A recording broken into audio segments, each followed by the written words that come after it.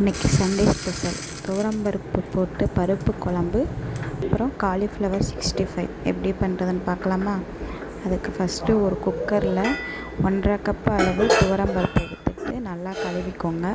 அது கூட ஒரு 10 பல் சின்ன வெங்காயம், 4-5 பூண்டு, சீரகம், மிளகு, ஒரு சின்ன தக்காளி போட்டுட்டு தேவையான அளவு தண்ணி ஊற்றி மஞ்சள் பொடி போட்டு ஒரு 4-5 விசில் வச்சு குழைவாக எடுத்துட்டு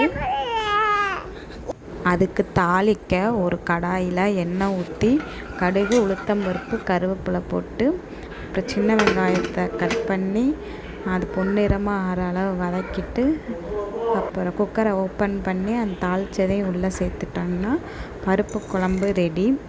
அதுக்கடுத்து காலிஃப்ளவர் 65 எப்படி பண்ணுறதுன்னு பார்க்கலாமா? அதுக்கு ஒரு சட்டியில் சுடு தண்ணி வச்சு காலிஃப்ளவரை உள்ளே போட்டுருங்க.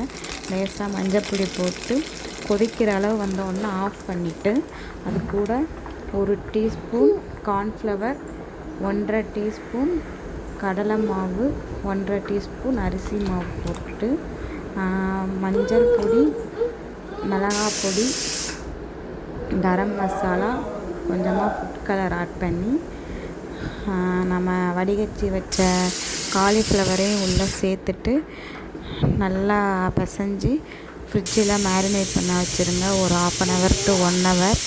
அதுக்கப்புறம் எடுத்து நல்லா சூடான எண்ணெயில் பொரிச்சிங்கன்னா காலிஃப்ளவர் 65 ரெடி.